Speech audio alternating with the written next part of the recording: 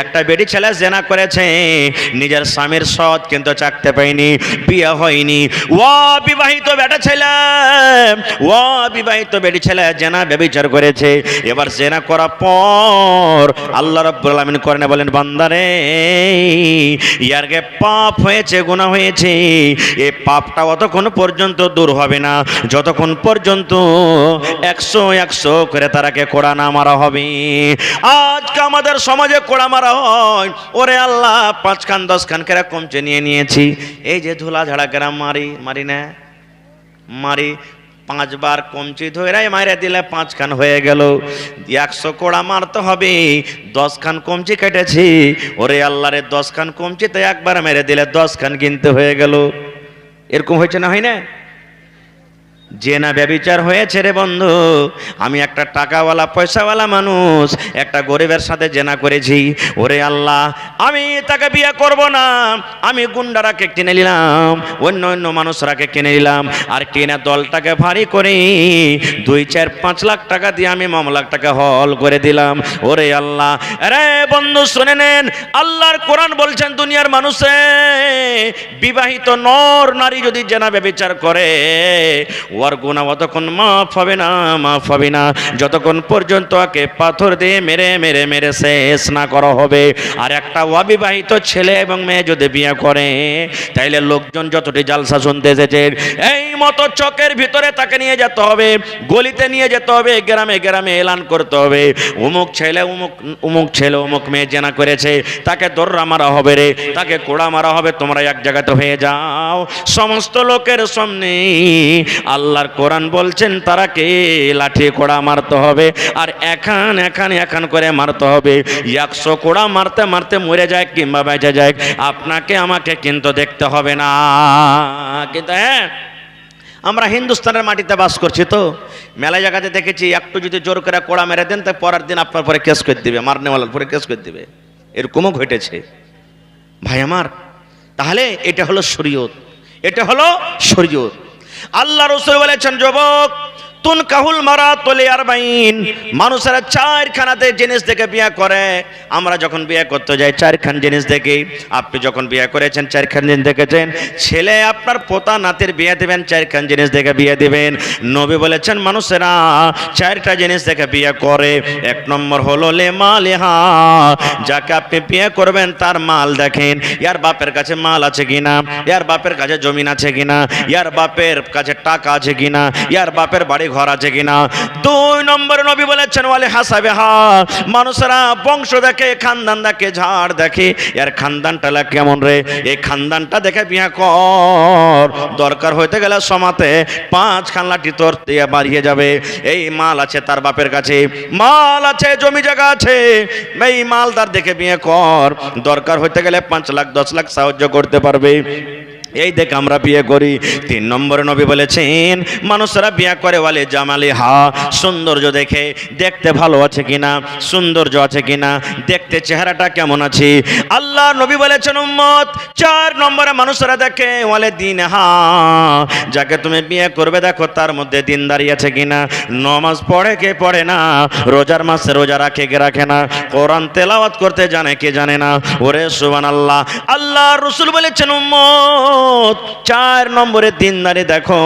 কিন্তু নবী বলেছেন উম্মত রে ফাজফার বিজাতিদ্দিন, 4 খানার মধ্যে যদি মেয়েটা গরিব হয় তাও চলবে, খানদান যদি বড় না হয় তাও চলবে, দেখতে যদি ভালো না হয় তাও চলবে, লাকটা বড় মোটা হয়ে আছে চলবে রে, দাঁত গালা সামনেকার বড় হয়ে আছে চলবে, দেখতে কালো আছে চলবে, কিন্তু 4 নম্বর গুণ যেটা আছে দিনদারি, নামাজ পড়তে জানে, রোজার মাসে রোজা করে, তেলাওয়াত করতে জানে।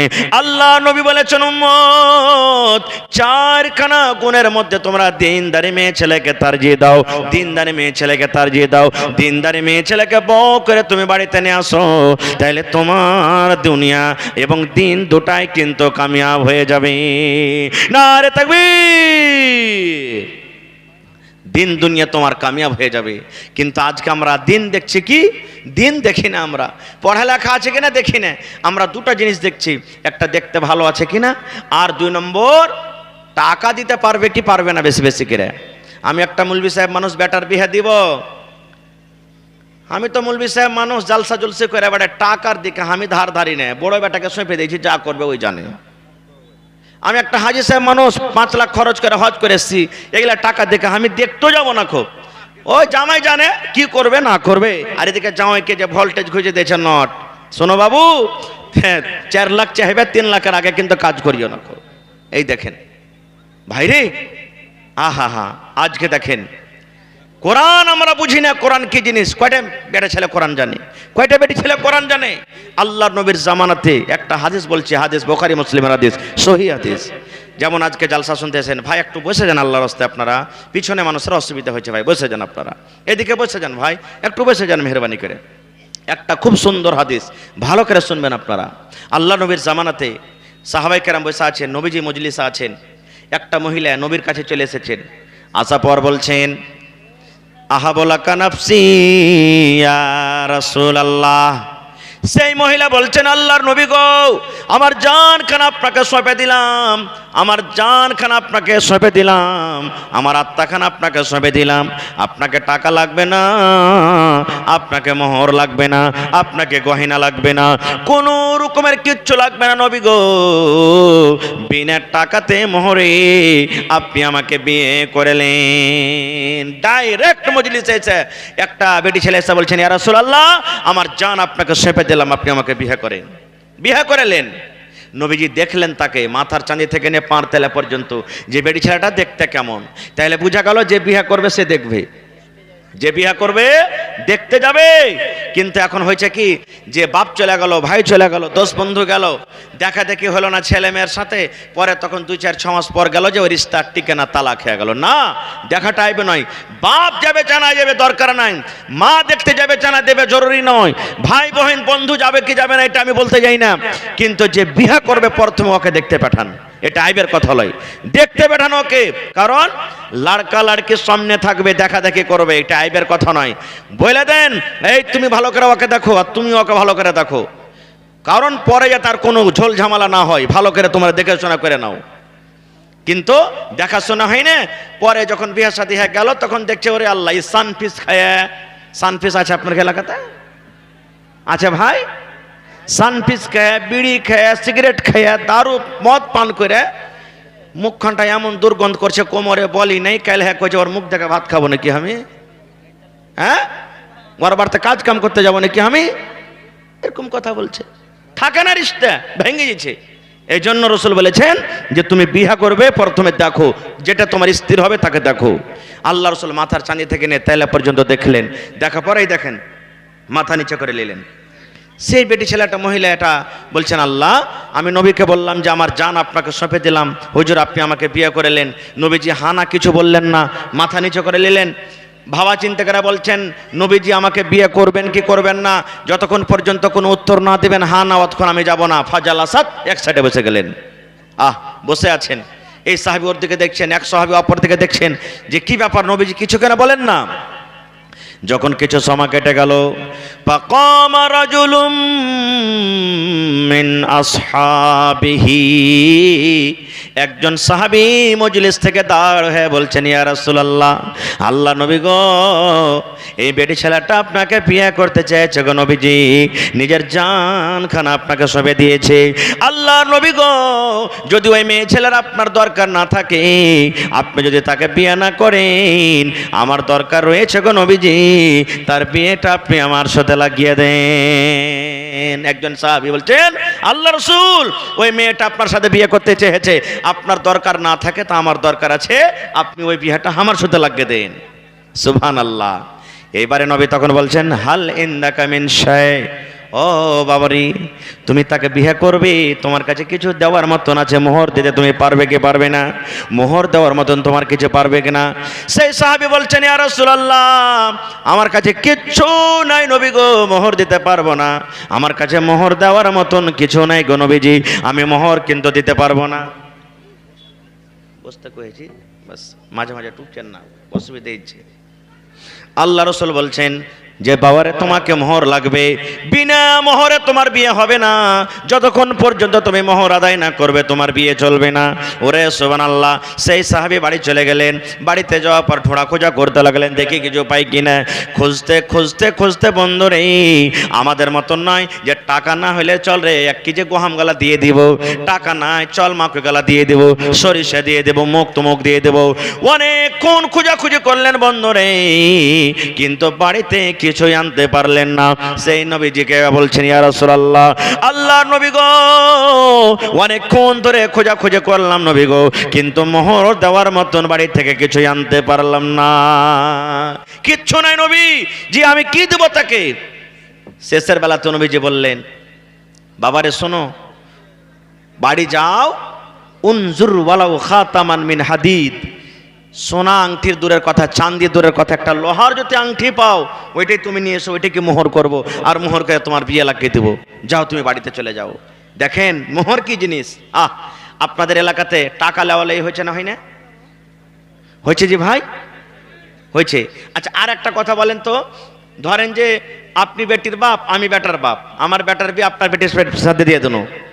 এবারে আপনি আমাকে 2 লাখ টাকা দিলেন, আর ওই 2 লাখ টাকার ভিতরে 10,000 টাকা মোহর কিন্তু আপনাকে দিয়ে দেন ওই টাকা থেকে। এরকম হয়েছে না, হয় না? হ্যাঁ, এইখানেই তো লেগে গেল ঝামেলা রে ভাই। এইটা চলবে না, হারাম, হারাম, শরীয়তে হারাম। টাকা নেওয়াটাই তো হারাম, তো ওর থেকে মোহর কি দিবেন? ডাবল হারাম হইল, হারামের ওপরে হারাম। চলবে না খেটে। খারজা হোক। চলে গেলেন বাড়ি। বাড়িতে যাওয়ার পর আবার খোঁজাখুঁজি করতে লাগলেন, দেখি নবীজি বলেছেন একটা আংটি গালা নিয়ে এসো, ওইটাই পেলে তো দিয়ে দেবো, কাজ হয়ে যাবে। খোঁজাখুঁজি করতে লাগলেন, 96 লোকেরা খোঁজাখুঁজি করলেন। সুবহানাল্লাহ, কত সাহাবী গরিব রে আল্লাহ, একটা লোহার আঙ্গুঠি পর্যন্ত বাড়িতে পেলেন না। মজলিসে এসে বলছেন, ইয়া রাসূলুল্লাহি, আল্লাহর নবী গো, বাড়িতে আমি অনেকক্ষণ ধরে খোঁজাখুঁজি করলাম নবী গো, ওয়ালা খাতামান মিন হাদিদ, আমি একটা লোহার আঙ্গুঠি পর্যন্ত পেলাম না। নবীজি একটা লোহার আংটি পর্যন্ত পেলাম না। তাহলে বোঝা গেল নবীজি বলছেন কি মোহর তোমাকে লাগবে। নবীজি এটা বললেন না, ও মেয়ের বাবা, যদি মোহর না দিতে পারছে তুমি 10,000 টাকা দিয়ে দাও, আর ওই 10,000 টাকার মধ্যে তোমার স্বামী তোমাকে 2,000 ঘুরিয়ে মোহর দিবে। নবীজি এটা তাকে বললেন না, এই কাজটা করা চলবে না। নবীজি বললেন না, নবী বললেন তুমি মোহর দাও, মোহর দাও, তোমাকে মোহর দিতে হবে। এবার একটা আংটি পর্যন্ত আনতে পারলাম না। আল্লাহ রাসূল বললেন, বাবা রে, যতক্ষণ পর্যন্ত তুমি মোহর আদায় না করবে অতক্ষণ পর্যন্ত তোমার বিয়ে চলবে না। আচ্ছা বলেন তো, বিয়ে করতে যায় যদি গাড়ি ঘুরে চলে আসে না হয়, মনটা খারাপ হবে না, হবে না? জোরে বলেন, হবে না, হবে না? সে সাহাবী মোহর দিতে পারলেন না, বসে গেলেন চুপচাপ মজলিসে। দিয়ে তখন বলছেন, ইয়া রাসূলুল্লাহ, ওয়ালাকিন হাযা ইজারি, নবীজি কিছু তো আনতে পারলো না, কিন্তু আমার পরনে একটা লুঙ্গি আছে, তহামন আছে। নবীজি বললেন, মা তাসনাউ বিজারিক, কি হবে লুঙ্গিতে? বলছে 2 ভাগে ভাগ করব, 1 ভাগ মোহর দিয়ে দেবো, 1 ভাগ পিন্ধে থাকবো। বলছে না, চলবে না, 2 ভাগ করে ভালো হয়, 1 ভাগ তোমার পিন্ধে হবে না, আর 1 ভাগ ওর ওড়না দোপাট্টা চাদর হবে না, এই জন্য লুঙ্গি তো হবে না। যখন হবে না তো বসে গেলেন। বসা কিছুক্ষণ পর বাড়ির দিকে হাঁটতে লেগেছে। এবার দয়ার নবী বললেন, ও আমার সাহাবী শোনো রে বাবা, তুমি শোনো, শোনো, শোনো, শোনো। নবী বললেন, বাবা রে, আমি জানতে পারলাম তুমি গরিব মানুষ, সাধারণ একটা লোহার আংটিও পর্যন্ত বাড়তে আনতে পারলে না, তাহলে আমি জানতে পারলাম তুমি গরিব মানুষ। এবার নবীজি বললেন, বাবা রে, মাযা মাকা মিনাল কোরআন, আল্লাহর কিতাব কোরআন থেকে তুমি কিছু জানো কিনা? মাযা মাকা মিনাল কোরআন, আল্লাহর কিতাব কোরআন থেকে তুমি কিছু জানো কিনা? কোরআন তোমার কিছু সূরা মুখস্থ আছে কিনা? কোরআনের কিছু তোমার সূরা মুখস্থ আছে কিনা? সেই সাহাবী বলছেন, নাম ইয়া রাসূলুল্লাহ, হ্যাঁ আল্লাহ নবী গো জানি। ফাআদ্দাদাহা, নবীর সামনে সূরাগুলোর নাম বলে দিলেন। আল্লাহ নবী বললেন, ওরে আমার সাহাবী, সূরাগুলো তুমি ভালো করে পড়তে পারবে? বলছে, জি আল্লাহ নবী পারবো, ভালো করে পড়তে পারবো। নবী বললেন, সাহাবী রে, যে তুমি সূরাগুলো জানো, যে আয়াতগুলো তোমার মুখস্থ রয়েছে, এই আয়াতগুলোর মধ্যে 30 খানা আয়াত এই মেয়ে ছেলেকে তুমি শিখিয়ে দিবে। এই 30 খানা কোরআনের আয়াতকে মোহর করে আমি তোমার সাথে বিয়ে লাগিয়ে দিলাম। নারে তাকবীর। হাই মুসলমান, এখন তো আল্লাহর রহমতে নগদ হয়েছে, ওমন থেকে নিয়ে এমন থেকে নগদ হয়েছে, যাই হয়েছে হয়েছে। এখনো কত পুরুষ এই মজলিসে বসে আছেন বেয়াদবি মাফ করবেন। 10টা ছেলে হয়ে গেল, 15টা হয়ে গেল, 20টা হয়ে গেল, 50 বছর 40 বছর হয়ে গেল, 10,500 টাকা 1000 টাকা বেবির মোহর ছিল, আজ দেব কাল দেব পরশু দেব, এই দেব ওই দেব, বুড়িয়া কবরে চলে গেল বন্দরে, কিন্তু মরা পর্যন্ত মোহর দেওয়ার তার ক্ষমতা হলো না।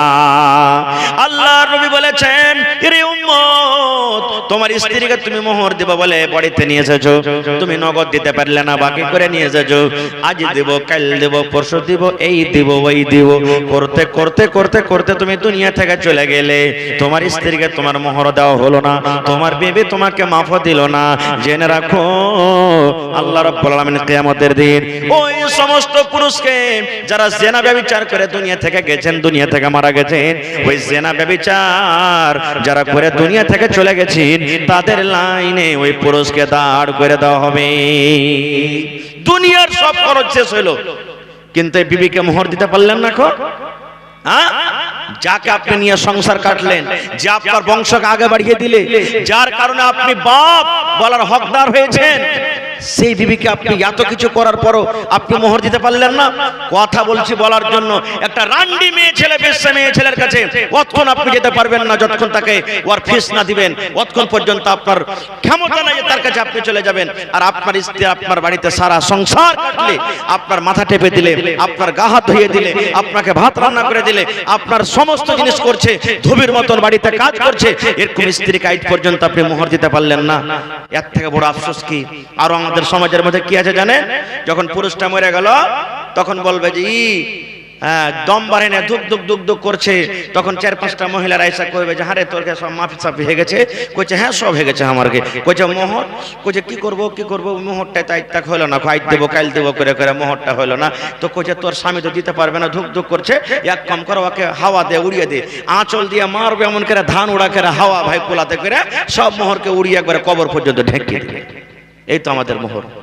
না, চলবে না, এটা মাফ হবে না ভাই। ভাইরে, এখনই যারা মোহর আদায় না করেছেন, বাড়িতে যাবেন, বাড়িতে যা বিবিকে মোহর আদায় করবেন। হ্যাঁ, বিবির মোহর মাফ করতে পারে।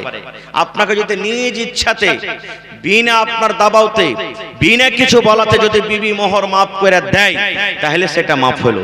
আর আপনি সকাল সন্ধ্যা তাকে বলেন এই মাফ কর, এই কর, ওই কর, হ্যাঁ তুই কি করবি, আর তোকে আমি ছেড়ে দেব, এই কথা বলে বলে যদি মাফ করে দেয়, তো এটা মাফ করা হলো না। আল্লাহ রাব্বুল আলামিন কোরআনে বলেন, ওয়া আতুন নিসা সাদাকাতিহিন্না নিহলা ফাইন তিবিনা লাকুম আন শাইইন মিনহু নাফসা ফাকুলুহু হানিআম মারিয়া। আল্লাহ বলেন, দুনিয়ার মানুষ রে, যখন তুমি স্ত্রীকে বউ করে বাড়িতে নিয়ে আসবে, বিয়ে করার আগে আগে তার মোহর, তার হক তাকে তুমি দিয়ে দাও। হ্যাঁ, তোমার যে কটা মোহর ধার্য হয়েছে, ওই মোহরের মধ্যে থেকে কিছু যদি মাফ করে দেয়, আল্লাহ বলেন ফাকুলুহু হানিআম মারিয়া, ওই টাকা তুমি মজা মেরে খাও। ধরেন 10,000 আপনাকে মোহর আদায় করতে হবে, 10,000 টাকার মধ্যে আপনার স্ত্রীটা যদি বলেন 2,000 মাফ করে দিলাম, 1,000 মাফ করে দিলাম, 5,000 মাফ করে দিলাম, আল্লাহ বলছেন নিজ ইচ্ছাতে যে কটা টাকা মাফ করেছে, ও কটা মাফ হলো, বাকিটা তোমাকে আদায় করতে হবে। ভাই মুসলমান, তাহলে এই সমস্ত জিনিস আমরা জানবো, শুনবো কোথা থেকে? কোথা থেকে শিখবো? এই মাদ্রাসা থেকে। আজকে আমরা বিয়ে করে গেলাম, বিয়ে করা যাওয়ার পরে একবারে ডাইরেক্ট বাসর ঘরে আমরা চলে গেলাম। জি না, আল্লাহ রাসূল বলেছেন, তোমার স্ত্রী তোমার জন্য ঘরের ভেতরে রেডি হয়ে আছে, পালঙ্গে বসে আছে, বিছানায় বসে আছে। আল্লাহ নবী বলেছেন, তোমার বিবিকে যখন তুমি ঘরে ঢুকবে, সালাম দিয়ে ঢুকো, তোমার বিবি তোমার জন্য রেডি হয়ে আছে, তোমার বিবির কাছে তুমি পাঞ্জরে বসো। বসা পর নবী বলেছেন, প্রথম যেদিন তোমাদের বাসর ঘর হবে রে, এই তোমার বিবির মাথার উপরে যে চুল আছে, কপালের উপরে চুল আছে, এই চুলগুলা 2-3টা ধরে নাও, আর ধরে নেওয়ার পর তোমাকে একটা দোয়া পড়তে হবে, আল্লাহুম্মা ইন্নী আসআলুকা খাইরাহা ওয়া খাইরা মা জাবালতা আলাইহি ওয়া আউযু বিকা মিন শাররিহা ওয়া শাররি মা জাবালতা আলাইহি। আল্লাহুম্মা ইন্নী আসআলুকা খাইরাহা ওয়া খাইরা মা জাবালতা আলাইহি ওয়া আউযু বিকা মিন শাররিহা ওয়া শাররি মা জাবালতা আলাইহি। কপালের উপরে যে চুল আছে, এই চুল 2-3টা চুল ধরে দোয়া পড়িতে হবে। কয়টা লোক দোয়া পড়েছি? নিজের এই বুকখানে হাত দিয়ে বলেন তো, কেউ তো 5টা ছেলের বাপ, কেউ 2টা ছেলের বাপ, কেউ কিছু হয়ে বসে আছে, কেউ দাদা পোতা হয়ে গেছি। কয়টা লোক পড়েছি? পড়েনি। আর একটু আগে চলেন। তারপরে নবী বলেছেন, উম্মত তোমার বিবির সাথে তুমি মিলন করবে, একটা তোমাকে এখানে দোয়া পড়িতে হবে। শরীয়তের কথা বলে আল্লাহ নবী বলেছেন, বিসমিল্লাহি আল্লাহুম্মা জান্নিবনা শাইতান ওয়া জান্নিবিশ শাইতানা মা রাযাকতানা। বিসমিল্লাহি আল্লাহুম্মা জান্নিবনা শাইতান ওয়া জান্নিবিশ শাইতানা মা রাযাকতানা। নবী বলেছেন এই দোয়া পড়া পর তোমার স্ত্রীর সাথে তুমি মিলন করবে। এবারে বলবেন মাওলানা দোয়া যদি না জানি, দোয়া না পড়লে কি হলো? আল্লাহ রাসূল বলেছেন, ও আমার উম্মতরা শুনে নাও, তোমরা যদি বিনা দোয়াতে বিবির কাছে চলে যাও, বিনা দোয়াতে যদি বিবির সাথে মিলন করো রে, যতবার তুমি বিনা দোয়াতে বিবির কাছে যাবে, অতবার তোমার সাথে সাথে শয়তান তোমার বিবির কাছে চলে যাবে। নারে তাকবীর! হয়নি, হবে না, হতে পারে না, আমার নবীর সাথে কারো তুলনা। হয়নি, হবে না, হতে পারে না, আমার নবীর সাথে কারো তুলনা। হায় রে তুলনা তো দূরের কথা, ছায়াও মিলে না, তুলনা তো দূরের কথা, ছায়াও মিলে না। হয়নি, হবে না, হতে পারে না, আমার নবীর সাথে কারো তুলনা। হয়নি, হবে না, হতে পারে না, আমার নবীর সাথে কারো তুলনা। সকল নবী রাসূল ছিলেন আল্লাহর দিবানা, দু নয়নে দেখব আল্লাহ ছিল তামান্না। আরে মোর নবীকে ডেকে নিলেন, আরে মোর নবীকে ডেকে নিলেন, দেখবে রব্বানা। হয়নি, হবে না, হতে পারে না, আমার নবীর সাথে কারো তুলনা। হয়নি, হবে না, হতে পারে না, আমার নবীর সাথে কারো তুলনা। ইউসুফকে দেখে যারা আঙ্গুল কেটেছে, তারা কি আমার নবীর রূপ দেখেছে? ইউসুফকে দেখে যারা আঙ্গুল কেটেছে, তারা কি আমার নবীর রূপ দেখেছে? আরে দেখতো যদি কেটে দিত, আরে দেখতো যদি কেটে দিত কলিজাখানা। হয়নি, হবে না, হতে পারে না, আমার নবীর সাথে কারো তুলনা। হয়নি, হবে না, হতে পারে না, আমার নবীর সাথে কারো তুলনা। যার শানে আল্লাহ তাআলা করলেন ঘোষণা, খলকে আযীম আমার শাহে মদিনা। যার শানে আল্লাহ তাআলা করলেন ঘোষণা, খলকে আযীম আমার শাহে মদিনা। মুসলমান নবী ছাড়া কিছুই মানে না, মুমিনে কোরআন ছাড়া কিছুই বোঝে না। হয়নি, হবে না, হতে পারে না, আমার নবীর সাথে কারো তুলনা। হয়নি, হবে না, হতে পারে না, আমার নবীর সাথে কারো তুলনা। নারে তাকবীর! এই বিষয় নিয়ে আলোচনা করতে গেলে 2-4 ঘন্টা আরো লাগবে ভাই। আল্লাহ বাচ্চারাকে ইনশাআল্লাহ আবার এই বিষয় নিয়ে আবার কোথাও আলোচনা করব। তবে আজকে জালসাটা হলো মাদ্রাসার কমিটির লোক আমাকে বলেছেন, মাওলানা বলেছেন আপনাকে 2টা বিষয়তে কথা বলতে হবে, একটা দিতে হবে, একটা নিতে হবে। আমি দিয়ে দিলাম যা দেওয়ার, আল্লাহ যতটুকু আমাকে তৌফিক দিয়েছেন। এখন আপনাদের পালা আছে ভাই। ভাইরে 10 টাকা দিবেন, 10 টাকা আপনার কাছ থেকে নেব, 1 টাকা দিবেন, 1 টাকা নেব। কিন্তু এই দেখেন মাদ্রাসার মাথা উদাম হয়ে আছে, দেখেন ছাদ আছে, আর একটা খুব বড় ধরনের ছাতে খরচ, আর একবারই লাগবে, আপনারা সবাই জানছেন। মোটামুটি আমি শুনলাম 20 কুইন্টাল মতন রড লাগবে, 200 পকেট মতন মোটামুটি ধরেন যে আপনার সিমেন্ট লাগবে, তারপরে মোটামুটি 5 থেকে 7 গাড়ি বালু, 5 থেকে 7 গাড়ি গিট্টি লাগবে। এতই টাকার খরচ আছে। তো ভাই মুসলমান, এই মাদ্রাসা হলো আমাদের জান মান শান। মাদ্রাসা আছে বলে আমাদের ঈমান আছে, মাদ্রাসা আছে বলে আমরা আল্লাহকে চিনি, মাদ্রাসা আছে বলে আমরা দিন চিনি। মাদ্রাসা যদি না থাকে ভাই, তো আমরা শরীয়ত থেকে ইয়াতিম কানা হয়ে যাব ভাই মুসলমান। তবে দেখি আজকের জালসাতে ছোট বড়, মা খালা দাদি নানি কে এমন আছেন যে মাওলানা 1 কুইন্টাল আমি রড দান করব, মাওলানা 100 সেফটি আমি বালু দান করব। এই যে দেখেন গত রাতের আগা রাতে মনে হয় একটা জালসাতে ছিলাম, কথা ভুলে গেছি, সুবহানাল্লাহ, 1 ট্রাক 18 চাক্কা বালু দান করে দিয়েছেন। এরকম যদি কোনো আল্লাহর বান্দা থাকে যে মাওলানা 16 চাক্কা বা 14 চাক্কার এক ট্রাক বালি যা লাগবে আমি দিয়ে দেবো ছাতে, ইনশাআল্লাহ ছাত হয়ে যাবে, মরে যাবেন কবরে পর্যন্ত নিকে যেতে থাকবে। দেখি কে এমন আছেন এক গাড়ি বালু দিবেন, এক গাড়ি কিংবা এক ট্রাক, দেখি 1 কুইন্টাল 2 কুইন্টাল করে রড দিতে পারবেন, 10 বড়া 20 বড়া 50 বড়া 100 বড়া 2 বড়া 1 বড়া করে 200 বড়া সিমেন্টের আমি আপনাদের কাছে আবদার রাখলাম। দেখি কোন আল্লাহর বান্দা আছেন সিমেন্ট দার করবেন।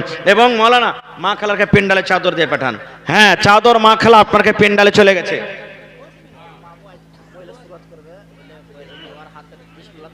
আহা হা ইনশাআল্লাহ। তো আমার মা খালারাকে বলবো আপনাকে পেন্ডালে চাদর চলে গেছে, আর একটা খুব মোটা আকারের খরচ আছে।